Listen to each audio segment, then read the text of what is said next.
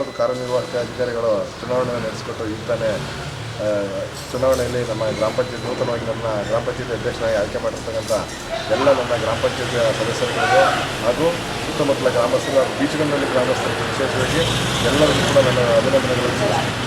Sir, ಏನು ಪಂಚಾಯತಿ ವ್ಯಾಪ್ತಿನಲ್ಲಿ ಏನು ಈ ನೀರಿಗೆ ಮೂಲಭೂತ ಸೌಕರ್ಯಗಳಲ್ಲಿ ಏನು ತೊಂದರೆ ಆಗ್ತಿದೆ, ತೊಡಕುಗಳಾಗ್ತಿದೆ, ಏನು ಅಭಿವೃದ್ಧಿ ಕೆಲಸಗಳಾಗಬೇಕಾಗಿದೆ, ಇದ್ರ ಕಡೆಗೆ ಏನು ನರೇಗಾ ಕೆಲಸಗಳಲ್ಲಿ ಏನು ಸ್ವಲ್ಪ ವ್ಯತ್ಯಾಸಗಳಾಗ್ತಿದೆ ಎಲ್ಲರೂ ಕೂಡ ಇದ್ಕಿನ ರೀತಿಯಲ್ಲಿ ಒತ್ತು ಕೊಟ್ಟು ಎಲ್ಲ ಪಂಚಾಯತಿನಲ್ಲಿ ಸುಸ್ಥಿತಿನಲ್ಲಿ ಆಡಳಿತ ನಡೆಸ್ಕೊಂಡು ಹೋಗ್ಬೇಕು ನನ್ನ ಅಭಿಲಾಷೆ. ಸರ್, ರಾಜ್ಯದಲ್ಲಿ ಕಾಂಗ್ರೆಸ್ ಇದೆ, ಹಿಂಗೆ ಅನುದಾನ ತರ್ತೀರಾ ಸರ್? ಅನುದಾನದ ಕೊರತೆ ಇದೆ. ಬಟ್ ಏನಾಗಿದೆ ಅಂದರೆ ನಾವು ಬೆನ್ಬಿದ್ದು ಎಲ್ಲ ಇಲ್ಲಿ ಸನ್ನಿವೇಶ ಈ ಅಗತ್ಯತೆ ಏನಿದೆ, ಇಲ್ಲಿ ಕುಂದುಕೊರತೆಗಳೇನಿದೆ ಎಲ್ಲನೂ ಗಮನಕ್ಕೆ ತಂದು ಅನುದಾನ ತರನಲ್ಲಿ ಯಶಸ್ವಿ ಆಗಬೇಕು ಅಂತ ನನ್ನ ಅಭಿಲಾಷೆ.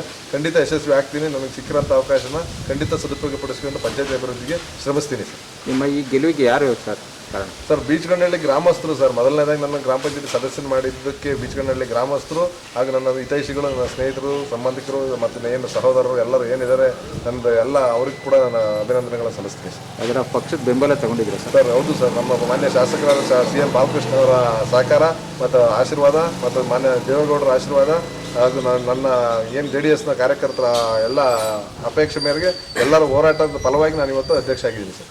ಭಾಳ ಈ ಭಾಗದಲ್ಲಿ ಕುಡಿಯೋ ನೀರಿನ ಸಮಸ್ಯೆ ಇದೆ ಸರ್. ಮುಂದಿನ ದಿನಗಳಲ್ಲಿ ಏನಾದರೂ ಈ ಮುಂದಿನ ದಿನಗಳಲ್ಲಿ ಅದಕ್ಕೆ ನಿವಾರಣೆ ಆಗಕ್ಕೆ ಏನಾಗಿದೆ, ಈಗ ಆಲ್ರೆಡಿ ಪ್ರೋಗ್ರೆಸ್ಸಲ್ಲಿದೆ. ಜಲಜೀವನ್ ಮಿಷನ್ ಶೇಕಡ 60 ರಿಂದ 70% ಕಾಮಗಾರಿಗಳ ಪ್ರಗತಿಯಲ್ಲಿದೆ. ಹಾಗಾಗಿ ನಮ್ಮ ಹೊಳೆ ನೀರು ಏನು ಬರುತ್ತೋ ಅದನ್ನು ಸದುಪಯೋಗಪಡಿಸ್ಕೊಂಡು ಎಲ್ಲ ಮನೆಗೂ ನಲ್ಲಿ ಬರೋದ್ರಿಂದ ಬಹುತೇಕ ನೀರಿನ ಸಮಸ್ಯೆ ನಿವಾರಣೆ ಆಗ್ತದೆ.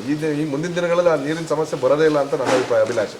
ಕೊಬ್ಬರಿದೊಂದು ಸಮಸ್ಯೆ ಸರ್ ಇಲ್ಲಿ, ಅದು ಹೋರಾಟ ಏನಾರು ಮಾಡ್ತೀವಿ. ಬೆಂಬಲ ಬೆಲೆ ಎಲ್ಲೂ ಈಗ ಬೆಂಬಲ ಬೆಲೆ ಸರ್ಕಾರಗಳು ಕೊಡ್ತಿಲ್ಲ. ಈಗಿನ ಸರ್ಕಾರ ರೈತರುಗಳು ಕಂಗಾಲಾಗಿ ಹೋಗಿದ್ದಾರೆ.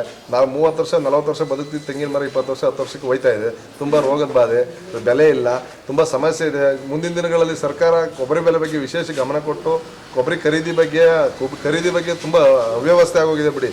ಕೊಬ್ಬರಿ ಬೆಳೆದಿರೋನು ಮಾರಾಜ ಹೆಂಗಪ್ಪ ಅನ್ನೋ ಪರಿಸ್ಥಿತಿ ತಂದು ಇಟ್ಬಿಟ್ಟಿದ್ದಾರೆ. ಅದರ ಮುಂದಿನ ದಿನಗಳಲ್ಲಿ ಸರ್ಕಾರ ಇದ್ರ ಬಗ್ಗೆ ವಿಶೇಷವಾದ ಗಮನ ಕೊಡಬೇಕು ಅಂತ ನಾನು ಈ ಮೂಲಕ ಮನವಿ ಮಾಡ್ತೀನಿ.